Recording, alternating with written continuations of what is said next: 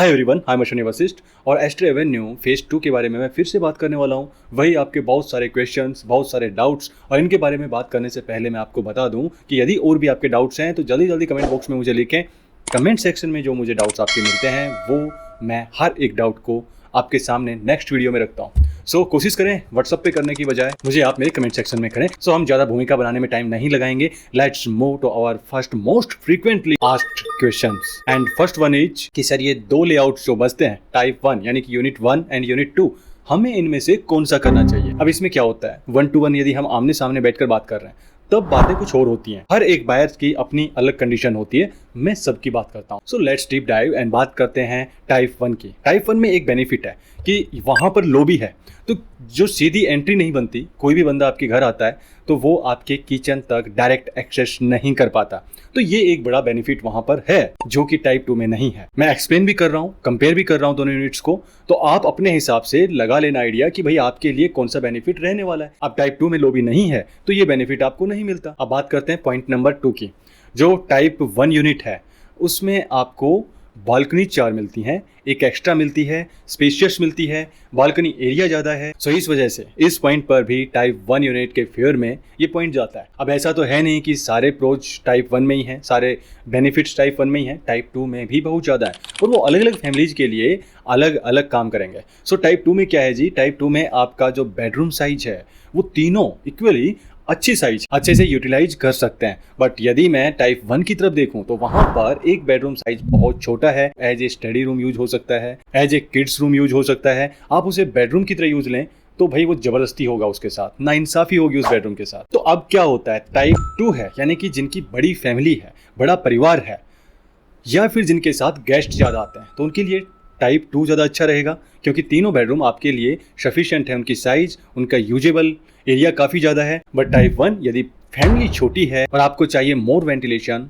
Then you should go to type 1, otherwise type 2। अब layout की बात करते हैं तो टॉयलेट की बात भी होगी। अब जिस तरीके से इन्होंने टॉयलेट दिए हैं मुझे लगता है कि काफ़ी ज़्यादा अच्छा लेआउट बन सकता था। अब मैं नहीं जानता कि किस तरीके से बनाया गया है, भाई अपने बिल्डर की चॉइस भी होती है, बाहर की होती है तो बिल्डर की भी होती है, और बिल्डर ने यहाँ पर अपने हिसाब से काम किया है, but it could be better. और टाइप 2 में एक एक्स्ट्रा बेनिफिट मिलता है कि यदि आप वॉकिंग करना चाहते हैं और आपके स्टेप्स कंप्लीट नहीं हो रहे हैं, 10,000 स्टेप्स पर डे का आपने एक टारगेट लिया हुआ है, तो फर्स्ट बेडरूम से और अपने टॉयलेट तक का जो एरिया बनता है, it will definitely help you to achieve your target, यानी कि डिस्टेंस काफी ज्यादा बन जाता है। Now let's move to point number 2, और इसमें ये है कि बहुत सारे जो क्वेश्चंस आते हैं कि जी फॉर्म फिलिंग एफिडेविट वगैरह, ये जी हाँ हम बिल्कुल इसमें हेल्प करते हैं। यदि आप फॉर्म फिल कराना चाहते हो, मेरे प्रोफेशनल लोग जो मेरे साथ जुड़े हुए हैं उनसे एफिडेविट कराना चाहते हो नोटराइज, तो बिल्कुल आप जो दिए हुए नंबर हैं उन पे मैसेज कर सकते हो, डायरेक्टली कॉन्टेक्ट भी कर सकते हो, और एक नॉमिनल चार्ज में आपकी हेल्प की जाएगी और वो काफ़ी कम होता है।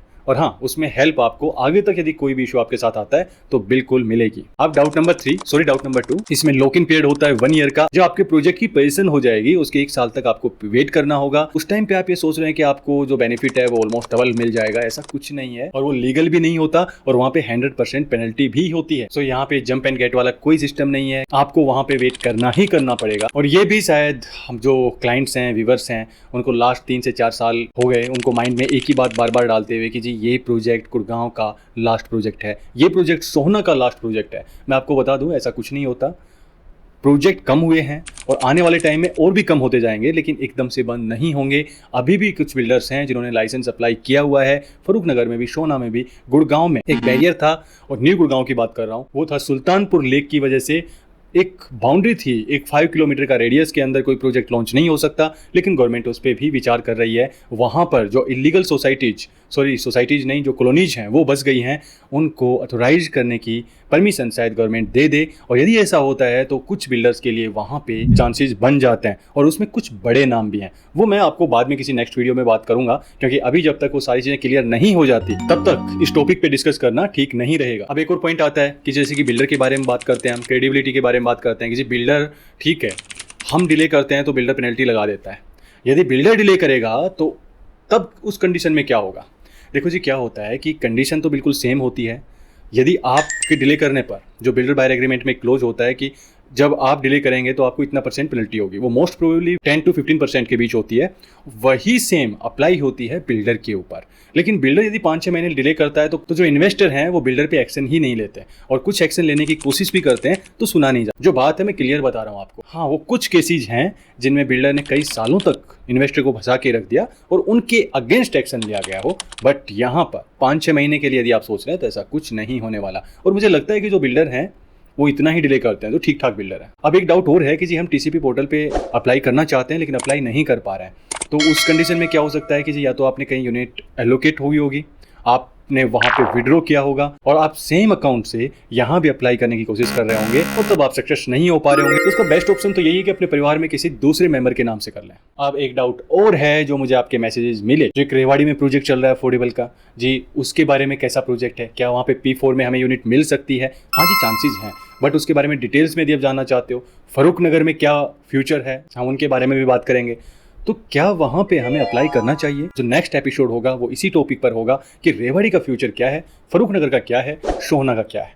तो हम अलग अलग सिटीज़ के बारे में बात करेंगे और जो आने वाले प्रोजेक्ट हैं उनके बारे में बात करेंगे। और हाँ, एफिडेविट में फिर से रिमाइंड करा रहा हूँ, एफिडेविट और फॉर्म फिलिंग के लिए आप बिल्कुल मैसेज कर सकते हो। नॉमिनल चार्जेस हैं, ये सिर्फ एक जो क्लाइंट्स हैं उनसे जुड़ने का एक जरिया है। और साथ में आपको बता दूं कि यदि आप मुझसे कंसल्ट करना चाहते हैं तो यदि 2-4 मिनट के लिए मैं फ़ोन पे आपसे बात कर रहा हूँ, उसका कोई चार्ज नहीं लेता। जो चार्जेस होते हैं वो काफ़ी ज़्यादा होते हैं और मैं आपको सजेस्ट भी नहीं करता। वो होता है जो हम जो प्राइवेट बिल्डर्स हैं उनके लिए बात करते हैं, उनको समझाते हैं छोटी छोटी बातें जो ओपन मार्केट में नहीं पता होता, तो उस टाइप की जो सर्विस देते हैं और इसमें जो काफ़ी बार बात करनी पड़ती है, लंबे टाइम तक बात करनी पड़ती है, उसके लिए चार्जेस होता है। इनमें 2-4 मिनट में आपके डाउट्स वो क्लियर हो जाते हैं, तो उसके लिए मैं कोई चार्ज नहीं करता। तो छोटे मोटे डाउट्स हैं उनके लिए आप कभी भी मुझे कॉल कर सकते हो, मैसेज कर सकते हो। यदि बिजी हुआ तो मैं आपको कॉल बैक कर लूँगा। और हाँ, नेक्स्ट टाइम बहुत जल्द मिलते हैं इसी चैनल पर। तब तक के लिए थैंक यू वेरी मच।